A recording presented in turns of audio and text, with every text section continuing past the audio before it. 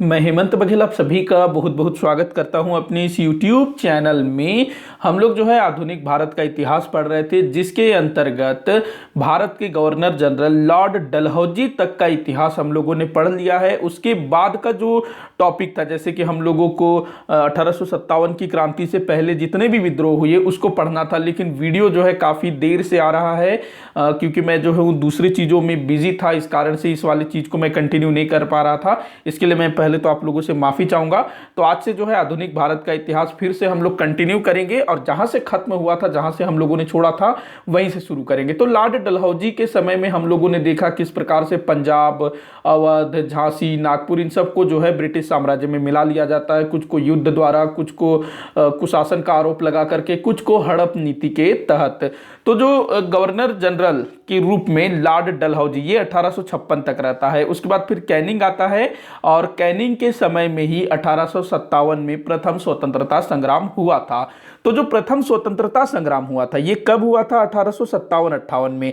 अब ये जो वर्ष है 1857-58 का वर्ष, ब्रिटिश ईस्ट इंडिया कंपनी को भारत में शासन करते हुए लगभग 100 वर्ष पूरे हो चुके थे। अगर हम लोग 1757 को माने तो 1757 में क्या हुआ था? प्लासी का युद्ध।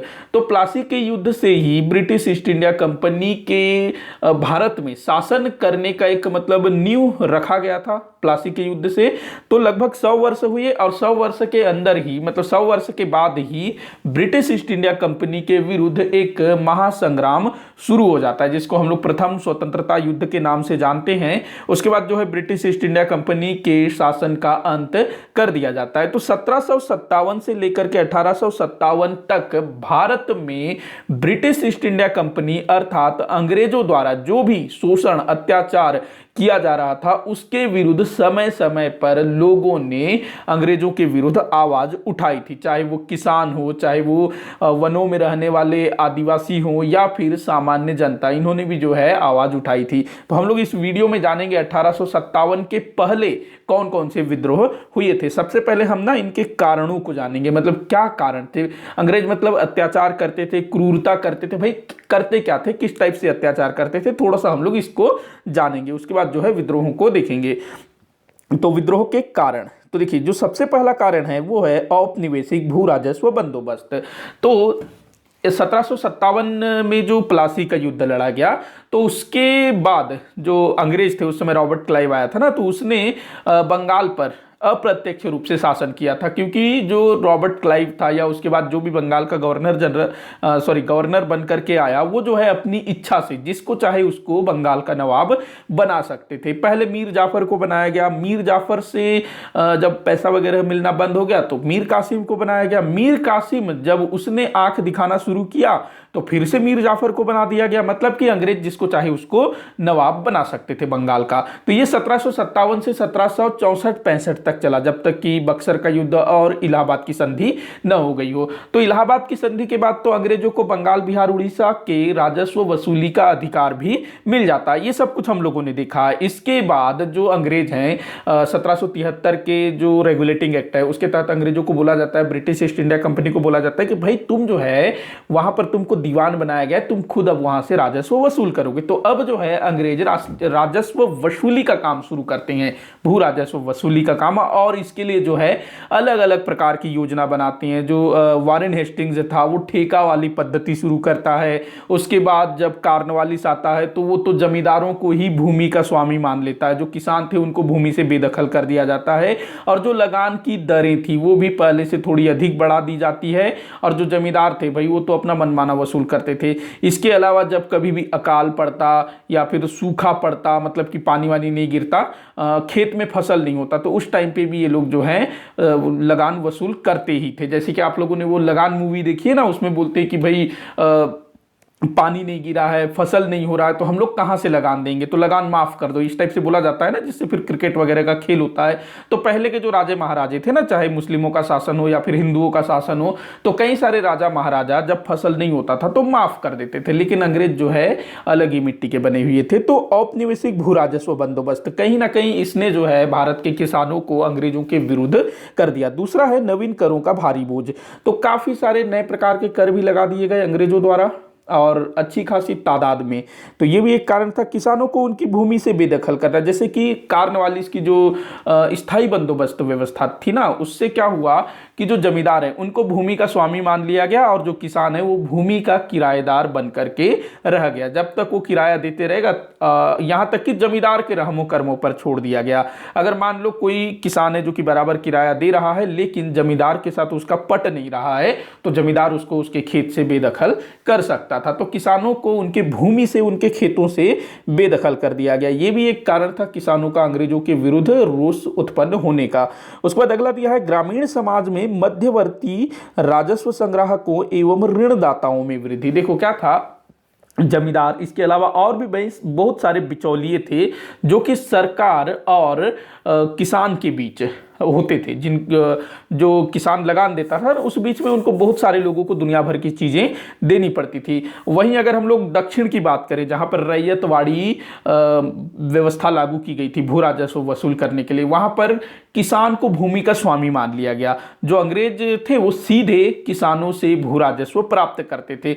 मतलब आप बोलोगे कि ये तो बड़ी अच्छा है, बड़ा मतलब अच्छा चीज़ है कि किसानों से डायरेक्ट कर वसूल करेंगे, लेकिन भाई यहाँ जो भू राजस्व है ना वो बहुत ज़्यादा होता था। और जो अंग्रेज थे ना वो कड़ाई से भू राजस्व वसूल करते थे, चाहे फसल हो या न हो। और जो भू राजस्व नहीं देता था ना उसको तरह तरह की यातनाएं दी जाती थी, अजीब अजीब तरीके से। मतलब किसी को सोने नहीं देना, मतलब उसको जगाते ही रहना, रात होगा उसको सोने नहीं देना, या फिर टॉयलेट के लिए नहीं जाने देना, इस टाइप का यातनाएं दी जाती थी। तो ये चीज भी देखिए आप लोग, मतलब कि भले उनको जमीन का स्वामी मान लिया गया है लेकिन उनसे भू राजस्व कड़ाई से वसूल किया जाता था। और कई सारे किसान बड़ी जो ऊंची भू राजस्व थी ना, बहुत ज्यादा भू राजस्व होता था, तो उसको पटाने के लिए वो ऋण भी लेते थे, कर्ज लेते थे। जो साहूकार थे, जो ऋणदाता थे, उनसे कर लेते थे और फिर कर का बोझ उनके ऊपर पड़ जाता था। तो ये तमाम चीजें थी, तो किसान बड़े मतलब परेशान थे। इसके अलावा प्राकृतिक आपदाओं की अगर मैं बात करूं तो सूखा पड़े, बाढ़ आए, कुछ भी हो,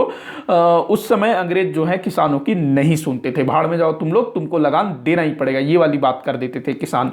तो ये सब चीजें थी जिससे किसान काफी परेशान थे। इसके अलावा अगला है ब्रिटेन में तैयार वस्तुओं का भारत में प्रसार। तो देखो धीरे धीरे क्या हुआ कि ब्रिटेन में औद्योगिक क्रांति आती है और वहां पर कारखानों में वस्तुएं तैयार होने लगती है जो कि कम दाम में अधिक वस्तुएं कम समय में उत्पन्न होती है। एक तो पैसा कम लगता है उनको, समय कम लगता है और उत्पादन बहुत ज्यादा होता है।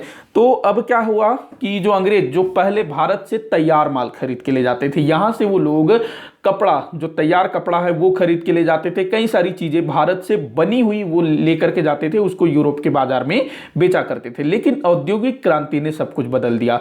अब जो है ब्रिटेन में उत्पादन अधिक हो रहा है। अब जो है ब्रिटेन अर्थात ब्रिटिश ईस्ट इंडिया कंपनी या फिर कहें अंग्रेज, वो जो है भारत से कच्चा माल लेकर के जाने लगे और ब्रिटेन में जो माल तैयार होता था उसको भारत में ला करके बेचने लगे। अब जो है उनको भारत से तैयार वस्तुओं की आवश्यकता नहीं थी। देखो जो भारत में जो कारीगर कोई भी वस्तु बनाते थे ना, चाहे कपड़ा हो, जूता हो, कुछ भी हो, उनकी जो क्वालिटी होती थी ना बहुत बेहतरीन होती थी, उसका कोई मुकाबला ही नहीं कर सकता था। लेकिन चूंकि वो हाथ से तैयार होती थी, बनाने में काफी मेहनत लगता था, तो थोड़े महंगे होते थे। वहीं दूसरी तरफ औद्योगिकीकरण के कारण कारखानों से जो सामान तैयार होता था वो गुणवत्ता के मामले में उतने अच्छे नहीं होते थे, लेकिन उसमें अंग्रेजों को लागत कम लगती थी, तो उसका जो मूल्य है वो काफी कम होता था भारत में बनी वस्तुओं की तुलना में।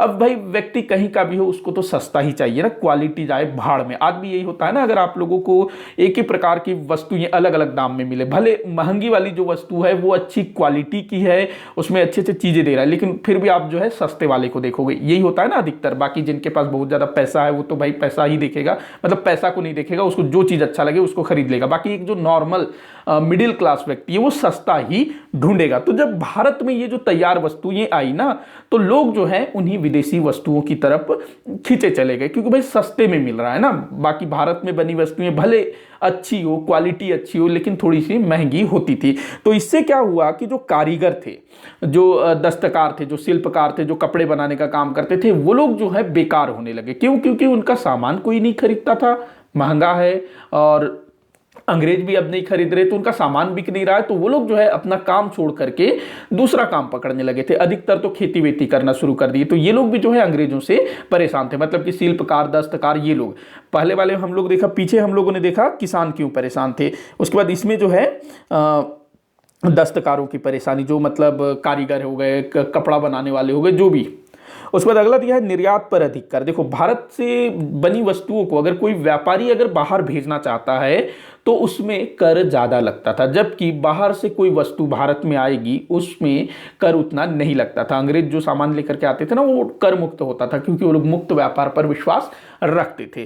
तो ये भी एक वजह बना। इसके बाद देखिए, शिल्पकार, दस्तकार एवं अन्य कारीगरों द्वारा अपने पारंपरिक कार्य को त्याग कर कृषि को अपनाना। देखो, जो क्या कहते हैं, शिल्पकार हो गए, दस्तकार हो गए, अन्य कारीगर हो गए, इनका जब काम चौपट हुआ, इनका जो छोटे छोटे जो उद्योग धंधे थे, देखो जो भारत था ना, जिसको सोने की चिड़िया बोला जाता था, इसमें कोई बहुत बड़ा उद्योग नहीं था, छोटे छोटे उद्योग थे। हर गांव में उद्योग थे, हर गांव में कपड़े बनाने वाले थे, हर गांव में जूता बनाने वाले थे, हर तरह की चीजें जो है स्थानीय स्तर पर, छोटे स्तर पर बनती थी, और वही चीज जो है मिल करके बहुत बड़ा रूप ले लेती थी। लेकिन अंग्रेजों के ये सब नीतियों के कारण, मतलब कि विदेशी माल का भारत में आना, निर्यात कर में वृद्धि, तो इन सब से ना ये जो दस्तकार है, जो भी बनाने वाले लोग हैं, ये सब जो है बेकार होने लगे, और वो जो है कृषि को अपनाने लगे। भाई कृषि को अपनाने लगे मतलब कृषि में तो भाई अलग से कंपटीशन है, वहां पर तो और ज्यादा हालत खराब है। किसान जो अंग्रेज आता है बोलता है कि तुमको भाई नील की खेती करना पड़ेगा, नहीं करोगे तो हम तुम्हारी कुटाई कर देंगे, ये वाली बात थी।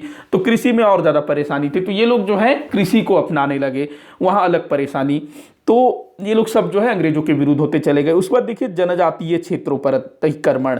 देखो, 1757 से लेकर के पूरे मतलब भारत जब तक गुलाम था ना, तो जो जनजातीय लोग थे उन्होंने विद्रोह किया ही किया। 1757 से 1857 के बीच में भी काफी सारे विद्रोह हुए।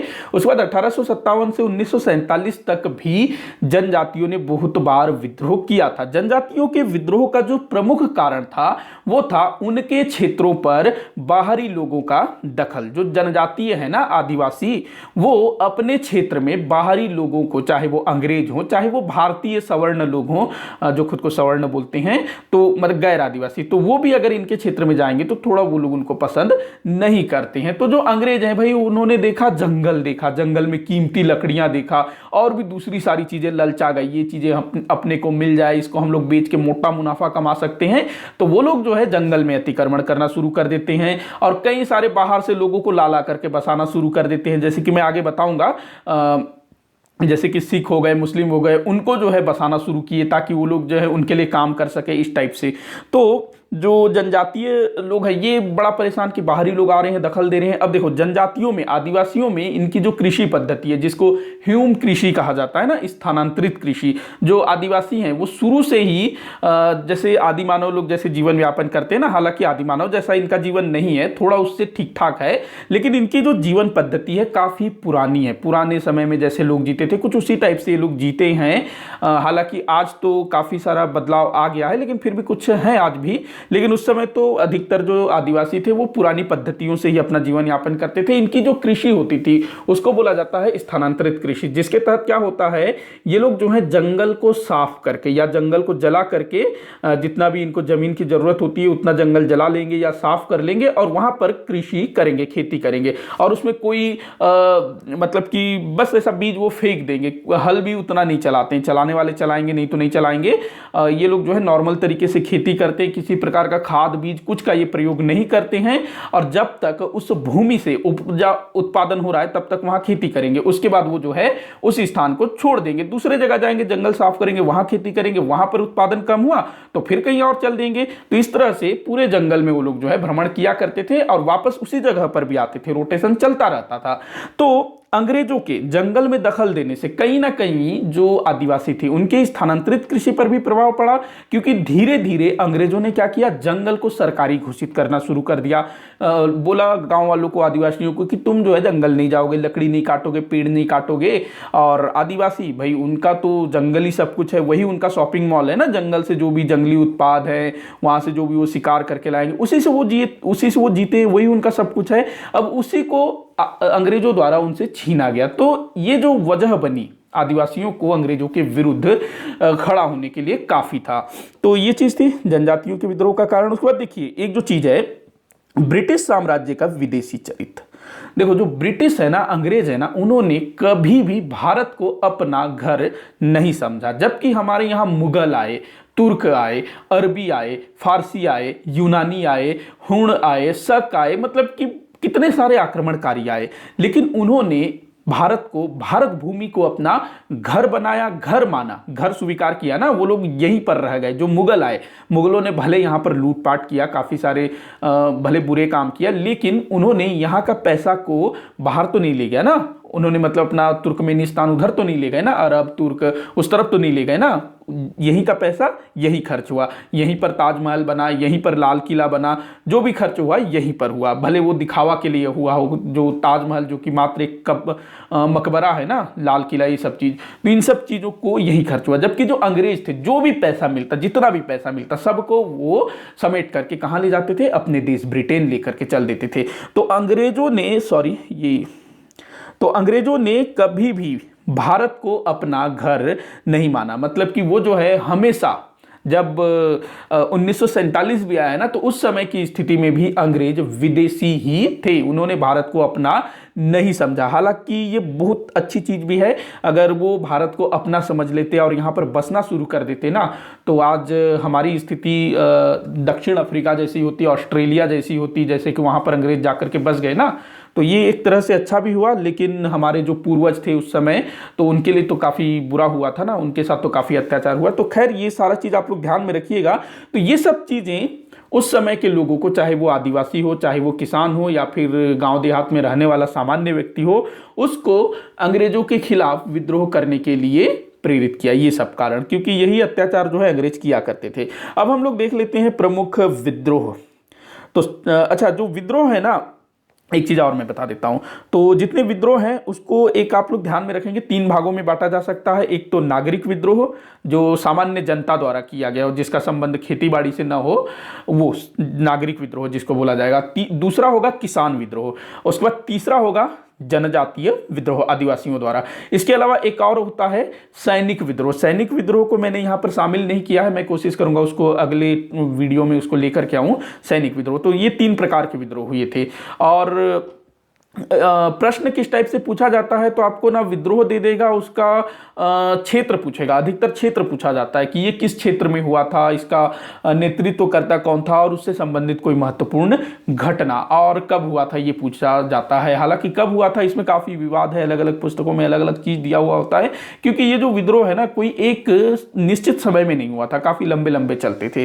तो ये भी पूछा जाता है। और क्षेत्र से आप लोग ध्यान रखेंगे, एक पूछा जाएगा कौन से विद्रोह पश्चिमोत्तर भारत में हुए थे, कौन से विद्रोह पूर्वोत्तर भारत में हुए थे, कौन से विद्रोह दक्षिण भारत में हुए थे, कौन सा विद्रोह आदिवासी विद्रोह था, कौन सा विद्रोह किसान विद्रोह था। तो इस तरह से आप लोग ध्यान में रखेंगे। तो सबसे पहले हम लोग बात करेंगे पूर्वोत्तर भारत में हुए विद्रोहों के विषय में। पूर्वोत्तर भारत से तात्पर्य हमारा जो बंगाल, बिहार, उड़ीसा का क्षेत्र है, यही सबसे पहले अंग्रेजों के अधिकार में गया ना। तो यहीं पर मतलब अंग्रेजों के क्या कहेंगे, मतलब कि अंग्रेजों से सबसे पहले संपर्क जिस क्षेत्र में हुआ, उसी क्षेत्र में तो अंग्रेजों ने सबसे पहले अत्याचार किए होंगे ना। तो बंगाल के लोग ही सबसे पहले अंग्रेजों के अत्याचारों का शिकार हुए। तो जो सबसे पहला विद्रोह देखने को मिलता है वो है सन्यासी विद्रोह। सन्यासी विद्रोह, ये जो विद्रोह है सन्यासी विद्रोह, ये बंगाल क्षेत्र में हुआ था। ध्यान रखेंगे, बंगाल क्षेत्र में हुआ था सन्यासी विद्रोह। इसका जो कारण था, याद रखेंगे, तीर्थ यात्राओं पर प्रतिबंध। देखो जो सन्यासी थे ना, ये धर्म कर्म से जुड़े हुए लोग थे, धार्मिक क्रियाकलाप करते थे, तीर्थ यात्रा करते थे। तो मतलब बड़े ही धार्मिक प्रवृत्ति के लोग थे सन्यासी। नाम से ही पता चल रहा है ना, सन्यासी, सन्यास धारण कर लूंगा। जो गौतम बुद्ध थे, महावीर स्वामी जी थे, इन्होंने सन्यास धारण कर लिया था। तो सन्यासी किसको बोला जाता है? जो जिसका दिन दुनिया से कोई मतलब नहीं, वो मस्त अपना पूजा पाठ में लीन रहेगा, भगवान के दर्शन करेगा, तीर्थ यात्रा करेगा। तो क्या था कि जो अंग्रेज थे उन्होंने तीर्थ यात्राओं पर प्रतिबंध लगा दिया। देखो जो अकबर था उसने तीर्थ यात्रा पर जो कर लिया जाता था उसको समाप्त किया था ना। तो देखो जो मुस्लिम शासक थे उन्होंने भी तीर्थ यात्राओं को जारी रखा था, भले वो तीर्थ यात्रा कर लिया करते थे। तीर्थ यात्रा कर ये बोल करके लिया जाता था कि आप जो है यात्रा करोगे तो हम लोग जो है आपकी सुरक्षा की जिम्मेदारी लेते हैं, ये बोल के कर लिया जाता था।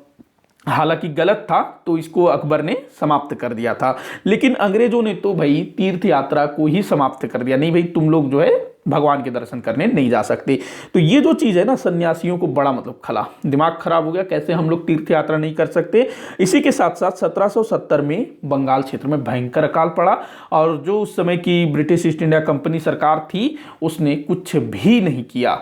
तो ये भी एक कारण बना। तो सन्यासियों ने अंग्रेजों के खिलाफ विद्रोह किया, ध्यान रखेंगे 1770 के आसपास। बंकिम चंद्र चट्टोपाध्याय जी का नाम याद रखेंगे जिनकी रचना आनंद मठ है। तो ये जो आनंद मठ है ना जो कि एक उपन्यास है, इसमें ना सन्यासी विद्रोह को आधार बना करके लिखा गया है। आनंद मठ पढ़िएगा आप लोग, अगर पढ़ने को मिले तो। मैंने अभी कुछ दिन पहले ही आनंद मठ अमेजन से परचेज किया है, लेकिन पढ़ना शुरू नहीं किया हूं मैंने, बहुत जल्दी उसको पढ़ूंगा और होगा तो मैं सन्यासी विद्रोह पर एक डिटेल वीडियो भी बनाऊंगा। तो आनंद मठ आप लोग ध्यान रखेंगे। और इसी आनंद मठ से वंदे मातरम गीत लिया गया है, मतलब कि जो सन्यासी थे वो अपने आंदोलनकारियों को प्रेरित करने के लिए गीत वगैरह भी गाते रहे होंगे, तो उसी में जो है वंदे मातरम गीत भी गाया जाता था। हालांकि इस विद्रोह को बर्बरतापूर्वक कुचल दिया गया था। देखो एक चीज और मैं बताऊंगा, जितने भी विद्रोह हुए थे ना अधिकतर को कुचल दिया गया था। कुछ सफल हुए थे लेकिन अधिकतर विद्रोहों को बर्बरतापूर्वक कुचल दिया गया था। इसका कारण क्या है, तो देखो जो जितने भी विद्रोह हुए थे, किसानों ने विद्रोह किए या फिर आदिवासियों ने विद्रोह किए या फिर ग्रामीण क्षेत्रों के इस तरह के लोग जैसे कि सन्यासी, ये नागरिक विद्रोह था, सन्यासी विद्रोह। तो ये कोई स्पेशल ट्रेंड लड़ाके नहीं थे, योद्धा नहीं थे। जैसे कि अंग्रेजों की सेना, भाई उनको तो ट्रेनिंग दिया जाता रहा होगा, उनके पास अच्छे हथियार भी होते थे, लेकिन इनके पास क्या होता था, कुछ नहीं। आदिवासियों के पास तीर धनुष भाले वही सब होते थे। किसानों के पास भाई उनके हल बैल के अलावा क्या होगा, अगर वो लड़ने को जाएगा तो कहाँ लड़ पाएगा, ट्रेन थोड़ी ना मिलेगी। भले उसको बलिष्ठ हो, शरीर से ताकत हो, लेकिन अंग्रेजों के बंदूकों के सामने, तोपों के सामने, उसके सामने तीर धनुष भाले ये कहां तक टिक पाएंगे। तो अधिकतर जो विद्रोह थे ना उनको अंग्रेजों ने बर्बरतापूर्वक कुचल दिया था, ध्यान रखेंगे इस चीज को। हाँ, कई बार ना जो आदिवासी विद्रोह हैं वो अपने भौगोलिक स्थिति के कारण कई बार उन्होंने अंग्रेजों को अच्छा खासा नुकसान पहुंचाया था, क्योंकि वो जंगलों में रहते हैं, पहाड़ियों में रहते हैं, तो वहां पर अंग्रेजों को काफी दिक्कतों का सामना करना पड़ता था। तो उस चीज का विद्रोहियों को एडवांटेज मिलता था। लेकिन अधिकतर जो है विद्रोह को अंग्रेजों ने बर्बरतापूर्वक कुचल दिया। विद्रोहियों को ना बर्बर तरीके से मार दिया जाता था। अगला विद्रोह देखते हैं, फकीर विद्रोह। ये जो फकीर विद्रोह है ना ये सन्यासी विद्रोह से ही जुड़ा हुआ है, मतलब कि जो सन्यासी विद्रोह से संबंधित जो लोग थे ना उन्हीं के द्वारा ही फकीर विद्रोह किया गया था। देखो सन्यासी, फकीर, फकीर मतलब जो अपने मुस्लिम जो भाई बंधु होंगे जो सन्यास धारण करने वाले, तो वो फकीर कहलाएंगे। सन्यासी मुस्लिम में क्या होगा उसका उल्टा फकीर, उसके समान। तो फकीर और सन्यासी लगभग एक ही चीजें हैं। फकीर मुस्लिम धर्म में, सन्यासी हिंदू धर्म में। तो ये जो सन्यासी आंदोलन से ही एक प्रकार से प्रेरित रहा फकीर विद्रोह, और ये भी जो है बंगाल क्षेत्र में ही हुआ था फकीर विद्रोह। बंगाल में एक स्थान है मिदनापुर, ध्यान रखेंगे, बंगाल में एक स्थान याद रखना, मिदनापुर नाम का, उसी के आसपास में ये विद्रोह हुआ था शायद। और इसके जो नेतृत्व करता थे मजनू शाह एवं चिराग अली, मजनू शाह एवं चिराग अली इसके नेतृत्व करता थे। और इस विद्रोह में ना ये जो चिराग अली था इसके दो सहयोगी थे, एक थे भवानी पाठक, दूसरे थे देवी चौधरानी। ये जो देवी चौधरानी है ये महिला थी। जो बंकिम चंद्र चट्टोपाध्याय है ना उन्होंने देवी चौधरानी नामक उपन्यास भी लिखा है, पता नहीं उसमें इन्हीं का जिक्र है या फिर कुछ और है। तो फकीर विद्रोह ध्यान रखेंगे, ये भी 1777 के आसपास में हुआ था, मतलब हाँ उसी आसपास 1776-77 में, 1776-77 में ये वाला विद्रोह हुआ था। आगे बढ़ते हैं, अगला विद्रोह है हो एवं मुंडा विद्रोह। ये जो है ना आदिवासी विद्रोह था, जनजातीय विद्रोह, हो एवं मुंडा। देखो ये जनजातीय थे, हो अलग आदिवासी, मुंडा अलग आदिवासी। देखो जो मुंडा थे ना, उन्होंने तो भाई आगे भी बहुत बार विद्रोह किया था। 1858 के बाद के जो विद्रोह हम लोग पढ़ेंगे ना, तो उसमें फिर से एक बार हम लोग मुंडा विद्रोह पढ़ेंगे, जिसमें बिरसा मुंडा ने नेतृत्व किया था। तो जो मुंडा थे, उन्होंने अंग्रेजों की सत्ता को मतलब नहीं माना, बार बार उनके खिलाफ विद्रोह किया, या फिर कहें अंग्रेज इनके ऊपर बहुत ज्यादा अत्याचार करते थे। तो हो और मुंडा, तो देखो ये लोग जो है ना, आज का जो क्या कहते हैं, जो छोटा नागपुर का पठार है उस तरफ इनका संकेंद्रण है। तो मिदनापुर ध्यान रखेंगे, बंगाल में। अच्छा, मैंने फकीर विद्रोह में मिदनापुर बोला था ना, वो मिदनापुर आप लोग उसमें काट दीजिएगा। मिदनापुर का जो संबंध है ना, हो एवं मुंडा विद्रोह, अरे यार मैं क्या बता रहा हूँ, माफी चाहूंगा। ये जो है ना, हाँ, हो एवं मुंडा विद्रोह ये छोटा नागपुर का पठार में है। मिदनापुर वाला दूसरा है, मैं आगे बताऊंगा आप लोगों को, एक मिनट। हाँ, आगे मैं बताऊंगा मिदनापुर वाला, पता नहीं मेरे दिमाग में मिदनापुर कहाँ से आ गया, वो बंगाल में है। जबकि हो एवं मुंडा विद्रोह तो भाई छोटा नागपुर के पठार से संबंधित है, जो कि आज के झारखंड राज्य में है ना, छोटा नागपुर का पठार। तो हो और मुंडा विद्रोह छोटा नागपुर का पठार। और छोटा नागपुर के पठार मतलब कि झारखंड में ही एक और स्थान है, सिंहभूम जिला। तो यहाँ पर ये विद्रोह हुआ था। कारण क्या था, तो वही आदिवासियों के क्षेत्र में बाहरी लोगों का प्रवेश, विशेष करके अंग्रेजों का प्रवेश। तो ये जो विद्रोह हुआ था 1820 से 22, समय ध्यान रखेंगे, 1820 से 22, इसके बाद ये 1837 तक चलता रहा। 1837 तक चलता रहा। 1837 में इस विद्रोह का दमन किया गया। और दमन करने वाला व्यक्ति कौन था, तो मेजर रफसेज इसको भी दमन करने वाला अंग्रेज अधिकारी था। तो हो एवं मुंडा विद्रोह 1820-22 में चला, उसके बाद फिर 1837 में चला, बर्बरता पूर्वक इसको कुचल दिया गया। उसके बाद कोल विद्रोह भी ना छोटा नागपुर के पठार से संबंधित है। छोटा नागपुर क्षेत्र में कुछ स्थानों के नाम याद रखेंगे, पलामू हो गया, हजारीबाग हो गया, उसके बाद मानभूम हो गया। ये जो हजारीबाग है ये रांची और पटना वाले रोड में है शायद, हजारीबाग। पलामू एक जिला है जहाँ का मुझे एक स्थान का नाम याद आ रहा है, जो कि शायद ब्लॉक या तहसील होगा शायद, डाल्टनगंज। ये मतलब धुर आदिवासी इलाका है पलामू। तो यहाँ पर जो है कोल जनजाति के लोग, इन्होंने जो है विद्रोह कर दिया छोटा नागपुर का क्षेत्र। और कब ये विद्रोह हुआ था, तो 1831 के आसपास में ये शुरू हुआ था। तो इसमें इसका कारण क्या था, तो जो कोल जनजाति की जो भूमि है, उनके मुखियाओं, इनके जो मुखिया होते थे वो मुंडा होते थे। जो मुंडा हम लोगों ने पीछे देखा ना, हो और मुंडा, तो जो कोल जनजाति हैं उनकी जो भूमि थी, उनके जो भूमि के जो स्वामी होते थे वो मुंडा होते थे, मुखिया। उनके भूमि के स्वामी मुंडा होते थे। तो अंग्रेजों ने क्या किया, मुंडों से जमीन को छीन करके, मतलब कि जो कोल जनजाति के भूमि के स्वामी कौन होंगे, मुंडा। तो ये जो जमीन है मुंडा लोगों से छीन करके मुस्लिम तथा सिख कृषकों को दिया गया। मतलब कि जो मुस्लिम और सिख कृषक हैं उनको छोटा नागपुर के क्षेत्र में बसाने की कोशिश की जा रही थी अंग्रेजों द्वारा। और किसका जमीन छीना गया, तो जो कोल जनजाति के लोग हैं उनके जमीनों को छीन करके इन कृषकों को दिया जाने लगा। तो 1831 में कोल जनजाति के लोग एकजुट होकर के, जो बाहर से जो लोग आए हुए थे, चाहे वो अंग्रेज हो, चाहे वो मुस्लिम हो, चाहे वो सिख हो, चाहे वो हिंदू हो, कोई भी हो, जो बाहर से उस समय आए हुए थे, लगभग 1000 बाहरी लोगों को या तो जिंदा जला दिया गया या फिर उनका कत्ल कर दिया गया। 1000 बहुत बड़ी संख्या होती है। और इस विद्रोह का बड़े ही क्रूरतापूर्वक इसको दमन किया गया, क्योंकि बहुत सारे लोगों की इसमें हत्या हुई थी। अच्छा, जो आदिवासी है ना झारखंड के, वो बाहरी लोगों को दीकू कहते हैं। जो गैर आदिवासी होते हैं ना, उनको दीकू कहते हैं, ध्यान रखिएगा। दीकू, बाहरी लोगों को दीकू कहा जाता है, गैर आदिवासियों, झारखंड में। तो ये ध्यान रखेंगे, कोल विद्रोह कारण क्या था, कोलों की जो भूमि है, जमीन है, वो बाहरी लोगों को दिया जा रहा था। अगला है संथाल विद्रोह, बहुत इंपॉर्टेंट है, बहुत बार पूछा गया है संथाल विद्रोह। ये जो संथाल विद्रोह है ये भी आदिवासियों द्वारा किया गया था। और इस विद्रोह को, संथाल विद्रोह को आदिवासियों द्वारा किए गए विद्रोहों में से सबसे सशक्त माना जाता है। मतलब कि जितने भी आदिवासी विद्रोह हुए उनमें से सबसे सशक्त विद्रोह, मतलब कि जिन्होंने अंग्रेजों को बड़ा छकाया, वो संथाल थे। तो इसको जो है आदिवासी विद्रोह में सबसे सशक्त विद्रोह माना जाता है, ध्यान रखेंगे। अगला चीज बोल रहा है, भागलपुर से राजमहल की पहाड़ियों का क्षेत्र संताल बाहुल्य था। राजमहल की जो पहाड़ियां है ना झारखंड में, उसके बाद झारखंड बिहार में, उसके बाद आपका जो भागलपुर जिला, तो ये जो क्षेत्र है, इसके बीच का जो क्षेत्र है वो संथाल बाहुल्य क्षेत्र हुआ करता था। अधिकतर इसमें झारखंड वगैरह का क्षेत्र आता था, क्योंकि पहले झारखंड बिहार एक हुआ करता था, तो संथाल बाहुल्य था। और यहाँ पर आंदोलन, मतलब ये विद्रोह के नेतृत्व करता थे सिद्धू और कानू। सिद्धू और कानू जो है नेतृत्व करता थे। काफी बार पूछा गया है कि संथाल विद्रोह के नेतृत्वकर्ता कौन थे, ध्यान रखना, बहुत बहुत ज्यादा इंपॉर्टेंट है। तो इसमें क्या क्या हुआ था उसको हम लोग देख लेते हैं।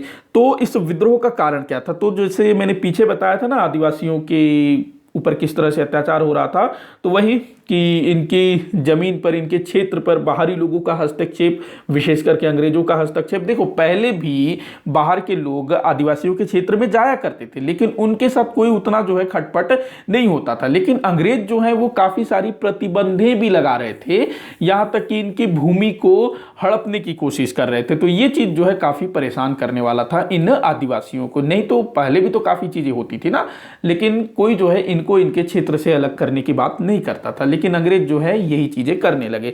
तो इनके क्षेत्रों में बाहरी लोगों का हस्तक्षेप, भूमि कर अधिकारियों के हाथों दुर्व्यवहार। देखो इनके ऊपर नए नए प्रकार के टैक्स भी लगा लिए गए थे, क्योंकि कुछ खेतीबाड़ी भी करते थे कुछ आदिवासी, तो जो टैक्स लेने वाले अधिकारी थे वो बड़ा अत्याचार करते थे। इसके अलावा पुलिस थानों की स्थापना की गई, वो लोग अपना अत्याचार करते थे। इसके अलावा जो जमींदार थे, साहूकार थे, वो सब भी परेशान करते थे, वसूली के लिए आते थे। तो ये सब चीज़ें जो है संथालों को अंग्रेजों के विरुद्ध विद्रोह करने के लिए प्रेरित कर देता है। और ये जो विद्रोह था संथाल विद्रोह, इसको गैर आदिवासियों के विरुद्ध किया गया विद्रोह माना जाता है, क्योंकि ये बाहरी लोगों से, चाहे वो अंग्रेज हो चाहे वो भारतीय हो, उन सबको जो है अपने क्षेत्र से बाहर खदेड़ना चाहते थे।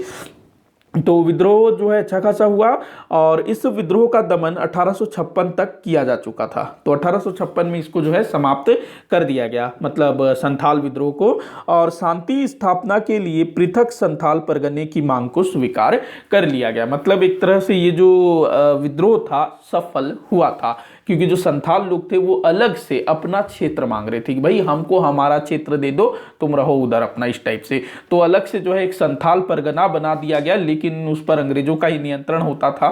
तो ये आप लोग ध्यान में रखेंगे, 1856 में इसका दमन किया गया। अगला विद्रोह है अहोम विद्रोह। अहोम है ये, तो अहोम विद्रोह ये असम से संबंधित है। कहाँ संबंधित है? असम से। नेतृत्व करने वाला था गोमधर कुंवर। नाम थोड़ा सा अटपटा है, लेकिन ध्यान रखेंगे आप। ये एक प्रकार का नागरिक विद्रोह था।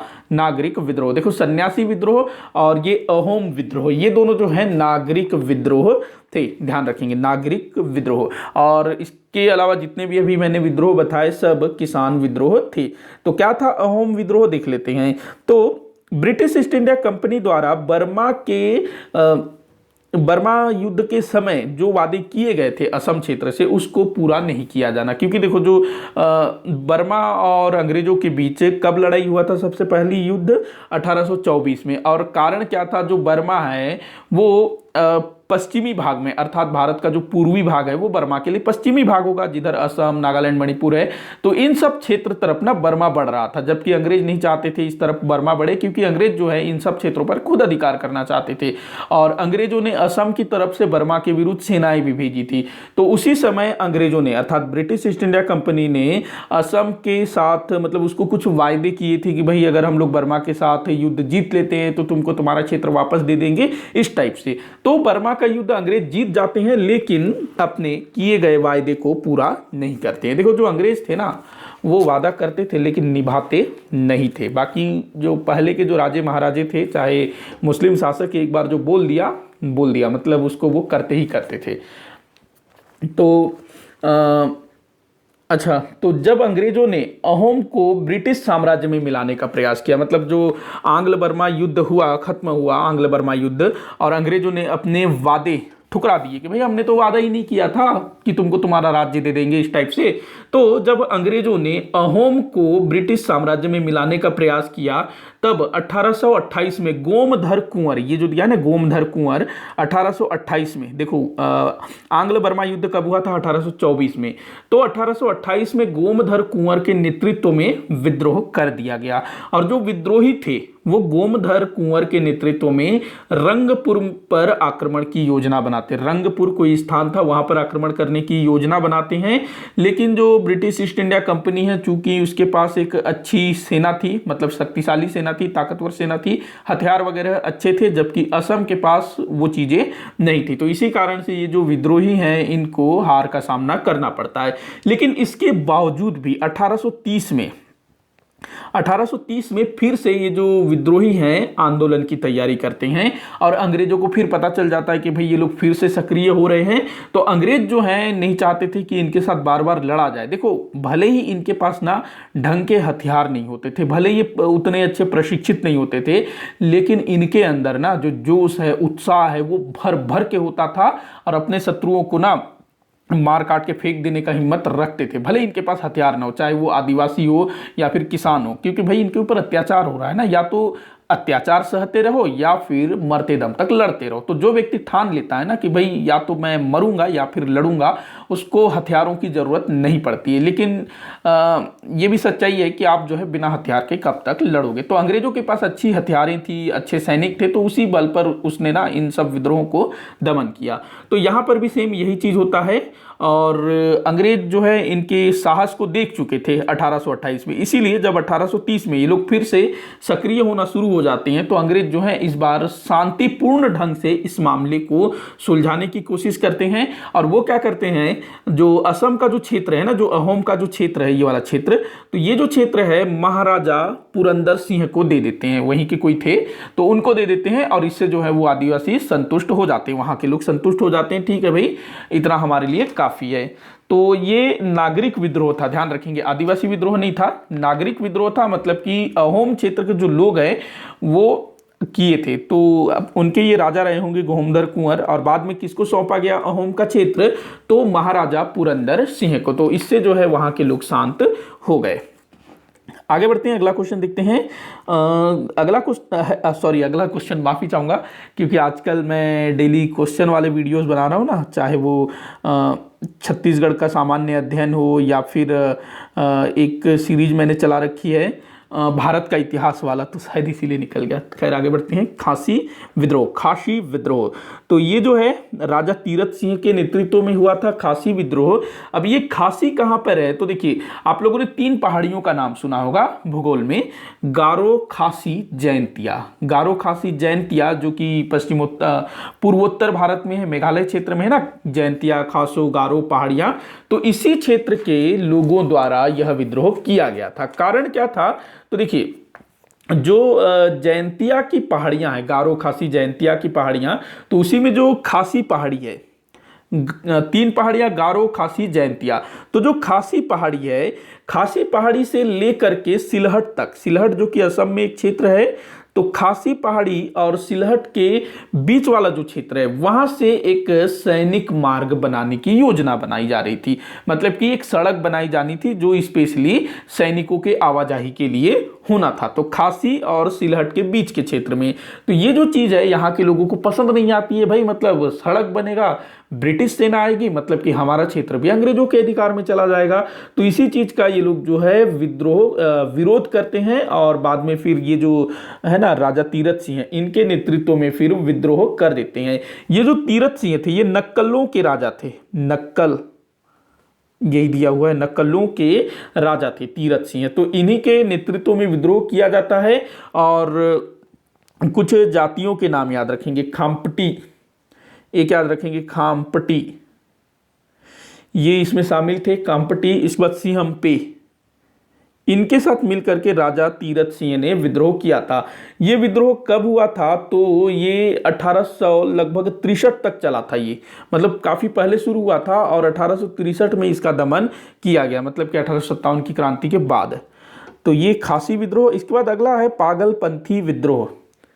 पागलपंथी विद्रोह, नाम बड़ा अटपटा है, पागलपंथी विद्रोह। तो ये जो है ना पागलपंथी एक संप्रदाय थे, पागलपंथी, जो कि अर्ध धार्मिक संप्रदाय थे। मतलब कि ये थोड़ा सा धर्म कर्म वाला भी काम करते थे, साथ में खेती बाड़ी भी करते रहे होंगे, तो इनको अर्ध धार्मिक समाज कहा गया है, पागलपंथी लोगों को। इनका जो संप्रदाय था, मतलब कि जो पागल पंथ है, इसको शुरू करने का श्रेय जाता है करम शाह को। ध्यान रखेंगे, जो पागल पंथ है ये एक प्रकार से पंथ है, जैसे कि सतनाम पंथ है, सिख पंथ है, इस टाइप से बोलते हैं ना, तो वैसे ये एक प्रकार का पंथ था, पागल पंथ। इसको शुरू करने वाला था करम शाह। ध्यान रखेंगे, किसने इसको शुरू किया था? करम शाह ने। यहाँ पर दिया हुआ है करम शाह। और जब इनके ऊपर अत्याचार हुआ काफी सारे, कई सारी चीजें, मतलब कि ये लोगों ने भी अंग्रेजों के विरुद्ध विद्रोह किया था। करम शाह के पुत्र टीपू ने विद्रोह का नेतृत्व किया था। ये विद्रोह कब तक चला? तो 1840-1850 तक ये विद्रोह जारी रहा। 1840 और 50 तक ये जारी रहा, ये विद्रोह।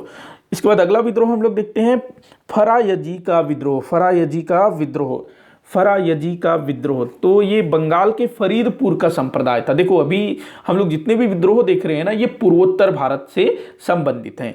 तो ये जो है ना, ये जो संप्रदाय है ये फरीदपुर का संप्रदाय था। बंगाल में फरीदपुर नामक स्थान है। यह संप्रदाय शरीयतुल्लाह द्वारा शुरू किया गया था। इस संप्रदाय की शुरुआत किसने की थी? शरीयतुल्लाह। ये चीजें भी आप लोग ध्यान में रखेंगे। शरीयतुल्लाह के पुत्र दादू मियां ने विद्रोह का नेतृत्व किया। ध्यान रखेंगे, दादू मियां ने विद्रोह का नेतृत्व किया था।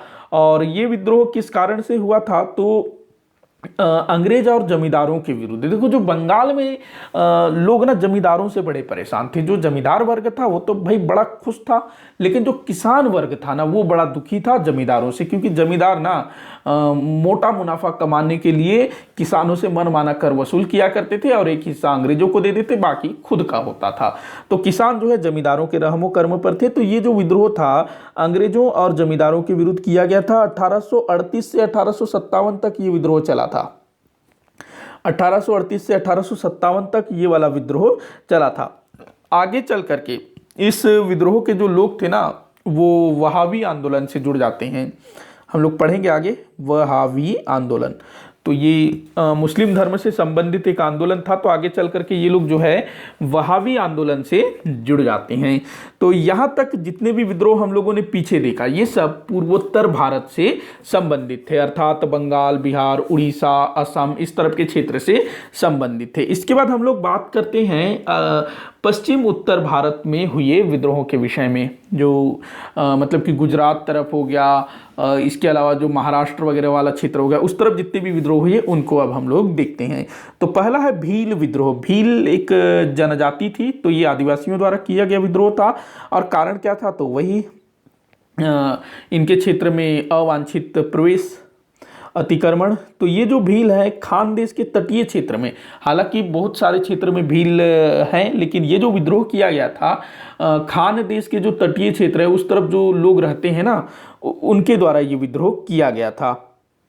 एक नेतृत्वकर्ता सेवरम। देखो ये 3 चरणों में हुआ था भील विद्रोह। तो जो पहला चरण था 1812 से 1819, 1812 से 1819 के बीच चला था पहला चरण, और इसको जो है कुचल दिया गया। उसके बाद जो दूसरा था 1825 में, दूसरा 1825 में, और 1825 में जो भील विद्रोह हुआ था उसमें सेवरम ने नेतृत्व किया था। इसके बाद 1831 से 1846, 1831 से 1846 ये तीसरा चरण। तो देखो जो आदिवासियों के विद्रोह थे वो काफी लंबे चले थे। तो ये भील विद्रोह ध्यान रखेंगे। अगला हम लोग देखते हैं कच्छ का विद्रोह। कच्छ कहाँ पर है? गुजरात में है, कच्छ काठियावाड़। तो उस तरफ के लोगों द्वारा विद्रोह किया गया था। ये नागरिक विद्रोह था मूलतः। देखिए क्या था कि राजा भारमल को पदच्युत कर दिया गया। जो कच्छ काठियावाड़ के जो राजा रहे होंगे तो उनको जो है उनकी सत्ता से बेदखल कर दिया। तो इससे उनके जो क्या कहते हैं जो प्रजा है वो लोग फिर मतलब नाराज हो गए होंगे और विद्रोह कर दिया राजा के साथ मिल करके। आगे चल करके अंग्रेजों ने फिर थोड़ा देखा कि भाई स्थिति काफ़ी बिगड़ रही है, जो लोग हैं वो लोग मतलब काफ़ी मतलब विद्रोही रूप अख्तियार कर चुके हैं, मतलब लोग जो है यहाँ विद्रोह कर गए क्योंकि उनके राजा को पदच्युत कर दिया गया। तो अंग्रेजों ने क्या किया, इस विद्रोह को शांत करने के लिए, क्योंकि लोग तब शांत होंगे जब उनको मांगे पूरी हो, या तो उनको पूरी तरह से मार डालो, उनका दमन कर डालो, जेल में डाल दो, या फिर उनकी मांगों को थोड़ा बहुत मान लो। तो यहाँ पर अंग्रेजों ने विद्रोहियों की मांग को स्वीकार कर लिया और एक अल्प आयु बच्चे को, राजा जो ये था ना राजा भारमल, तो उसका बेटा रहा होगा, तो उसको जो है राजा बना दिया जाता है। वो अल्पवयस्क था, छोटा बच्चा था, उसको बना दिया गया राजा और एक प्रतिशासक परिषद का गठन किया गया। क्योंकि जो राजा है वो तो अल्पवयस्क है, छोटा है, शासन तो कर नहीं पाएगा, तो उसके संरक्षक के रूप में एक प्रतिशासक परिषद का गठन किया गया। तो इससे जो लोग थे वो शांत हो गए और यहाँ पर अंग्रेजों को भी फायदा हो गया। कैसे? क्योंकि जो राजा था वो तो छोटा था और जो प्रतिशासक परिषद है उसमें अंग्रेज भी शामिल रहे होंगे। तो इसमें जो है अंग्रेजों ने कुछ अपने पक्ष में भी काम किया और कुछ विद्रोहियों के पक्ष में भी। तो कच्छ का विद्रोह ध्यान रखेंगे। इसके बाद अगला विद्रोह है बघेरा विद्रोह। तो यहाँ पर मैंने कोई भी डिटेल नहीं लिखा है। देखो बघेरा विद्रोह ये जो है गुजरात तरफ ही हुआ था। ओखा मंडल एक स्थान बताया जाता है, ओखा मंडल, तो वहां पर ये विद्रोह हुआ था ओखा मंडल क्षेत्र में। वहां से ये शुरू हुआ और अंग्रेजों के विरोध में, ये लोग ना शुरू से ही अंग्रेजों के विरोधी थे। ओखा मंडल क्षेत्र के जो लोग थे ना वो शुरुआत से ही अंग्रेजों को पसंद नहीं करते थे। और मामला तब बिगड़ जाता है जब बड़ौदा के मराठा शासक गायकवाड़, उसने ना अंग्रेजों की सहायता से इस क्षेत्र में अधिक कर वसूल करने का प्रयास किया था। देखो जो गायकवाड़, जो बड़ौदा का शासक था ना गायकवाड़, देखो मराठों के 5 बड़े नेता थे। एक तो पेशवा थे, पुणे में, नागपुर में भोसले, इंदौर में होलकर और ग्वालियर में सिंधिया, और यहाँ पर वडोदरा में कौन था? गायकवाड़। तो जो गायकवाड़ था ना वो शुरू से ही अंग्रेजों का पिट्ठू था, शुरू से ही। जब द्वितीय आंग्ल मराठा युद्ध लड़ा गया उस टाइम पे भी वो जो है अंग्रेजों के साथ ही था, वडोदरा का गायकवाड़। तो जो गायकवाड़ है वो क्या करता है, अंग्रेजों की सहायता से ये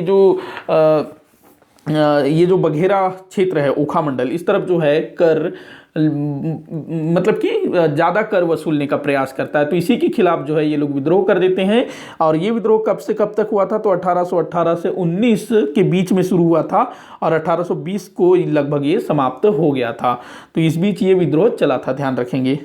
अगला है रामोसी विद्रोह। रामोसी विद्रोह ये जो है ना पश्चिमी तट के क्षेत्र में हुआ था। रामोसी विद्रोह ये भी काफी बार पूछा गया है। रामोसी विद्रोह तो ये पश्चिम भारत में हुआ था। जो पश्चिमी समुद्र तट है ना, जिसको पश्चिमी घाट भी बोला जाता है, तो उस तरफ ये विद्रोह हुआ था। सरदार चीतर सिंह ने इसका नेतृत्व किया था, सरदार चीतर सिंह। तो ये विद्रोह कब हुआ था? तो 1822 में हुआ था। 1822 में ये विद्रोह हुआ था और विद्रोहियों ने चीतर सिंह के नेतृत्व में सतारा और उसके आसपास के क्षेत्र में भयंकर लूटमार भी की थी। सतारा जहां पर अपने छत्रपति शिवाजी महाराज के वंशज शासन करते थे ना, और सतारा पर ना इस समय तक अंग्रेजों का प्रभाव स्थापित हो चुका था। भले वहां पर छत्रपति शिवाजी महाराज के वंशज शासन करते थे, लेकिन वो अंग्रेजों के नियंत्रण में आ चुके थे। तो जो रामोसी विद्रोह है इसमें चीतर सिंह के नेतृत्व में सतारा और उसके आसपास के क्षेत्र में भयंकर लूटपाट की जाती है। इसके अलावा सतारा के आसपास के किलों पर भी ये लोग अधिकार कर लेते हैं। इसके बाद 1825-26 में 1825-26 में अकाल के कारण जो है इनको खाने पीने की चीज़ों की दिक्कत हो जाती है, तो उस कारण से ये लोग जो हैं विद्रोह कर लेते हैं 1825-26 में। पहला 1822, दूसरा 1825 से 26 के बीच अकाल के कारण, जब इनको खाने पीने की अनाज वगैरह की कमी हो गई, तब इन्होंने उमा जी के नेतृत्व में विद्रोह किया। उमा जी, देखो पहले चीतर सिंह, उस बाद दूसरी बार उमा जी के सहायता से विद्रोह किया था। और जो दूसरा वाला जो विद्रोह था ना ये 1829 तक चला था, काफी लंबा चला था दूसरा वाला, ध्यान रखेंगे। 1829 में इसको कुचल दिया गया। इसके बाद अगला जो विद्रोह है गडकरी विद्रोह। गडकरी विद्रोह जो कि कोल्हापुर एवं सावंतवाड़ी के निष्कासित सैनिकों द्वारा किया गया था। देखो क्या था कि जो अंग्रेज थे लॉर्ड वेलेजली ने क्या किया था, सहायक संधि शुरू किया था ना, और सहायक संधि स्वीकार करने वाले राज्यों को अपने यहाँ एक ब्रिटिश सेना रखनी होती थी। तो जितने भी लोग सहायक संधि कर रहे थे, राजे महाराजे अपने यहाँ ब्रिटिश सेना रख रहे थे, और उनको जो है दूसरे राज्यों से लड़ना भी नहीं पड़ता था, क्योंकि उनकी विदेश नीति अंग्रेज संभाल रहे थे और अंग्रेज नहीं चाहते थे कि उनके क्षेत्र में लड़ाई झगड़े हों। तो अब जो है देसी राज्यों को भारतीय सैनिकों की आवश्यकता नहीं रह गई थी, क्योंकि उनके यहाँ तो अंग्रेज सैनिक हैं और उनका भी खर्च उठाना है, भारतीय सैनिकों का भी खर्च उठाना है। तो क्या हुआ कि धीरे धीरे भारतीय सैनिकों की छटनी की जाने लगी, मतलब कि भारतीय सैनिकों को उनके काम से निकाला जाने लगा। तो ऐसे ही जो कोल्हापुर एवं सावंतवाड़ी है, यहाँ पर निष्कासित सैनिक ये लोग जो है आक्रोशित हो जाते हैं और विद्रोह कर देते हैं। ये विद्रोह कब हुआ था? तो 1844 में हुआ था, ध्यान रखेंगे। और गडकरी जाति के लोगों द्वारा ये विद्रोह किया गया था, जो कि सैनिक के रूप में काम करते थे। तो इनके द्वारा 1844 में विद्रोह किया गया था, इसको भी कुचल दिया गया था। इसके बाद हम लोग बात करते हैं दक्षिण भारत के विद्रोहों के विषय में। तो दक्षिण भारत के विद्रोहों में जो सबसे पहला आता है विजयनगर शासक का विद्रोह। विजयनगर साम्राज्य के विषय में हम लोग पढ़ते हैं ना, हालांकि इस समय तक वो विजयनगर नहीं था, लेकिन जो विजयनगर जो क्षेत्र रहा दूसरा वाला है, ये ध्यान रखेंगे। एक तो विजयनगर साम्राज्य जो कि 1650 के आसपास में समाप्त हो गया था। तो विजयनगर के शासक का विद्रोह, देखिए क्या था कि 1794 में जो राजा था विजयनगर का, उसको बोला जाता है कि तुम अपनी सेना को भंग कर दो। अंग्रेज बोलते हैं कि भाई तुम्हारी सेना को तुम भंग कर दो और हमारी सेना रख लो, इस टाइप की बात होता होगा। लेकिन ये मना कर देता है कि मैं अपनी सेना को भंग नहीं करूंगा। इसके अलावा अंग्रेज बोलते हैं कि तुम अपनी सेना को तो भंग करो ही करो, साथ में हमको 3 लाख रुपए दो। तो जो विजयनगर का जो शासक है वो मना कर देता है, नहीं दूंगा मैं, मेरे पास है नहीं पैसा और मैं तुम्हारी अपनी सेना को क्यों भंग करूं। तो जब अंग्रेजों की मांगे नहीं मानी जाती है, मतलब कि अंग्रेजों की मांग पूरी नहीं होती है, तो क्या किया जाता है, राजा को उसके पद से हटा दिया जाता है कि तू जो है हमारी मांगे पूरी नहीं कर पा रहा है। देखो जो अंग्रेज थे ना, जैसे हम लोग बंगाल में पढ़ते हैं प्लासी का युद्ध, बक्सर का युद्ध, जिससे बंगाल धीरे धीरे अंग्रेजों के चंगुल में फंसता चला गया। प्लासी के युद्ध और बक्सर के युद्ध के बीच का जो समय था, उसमें अवध का जो नवाब था वो नाम मात्र का नवाब था जो गद्दी में बैठता था, लेकिन उसको नियंत्रित कौन करता था?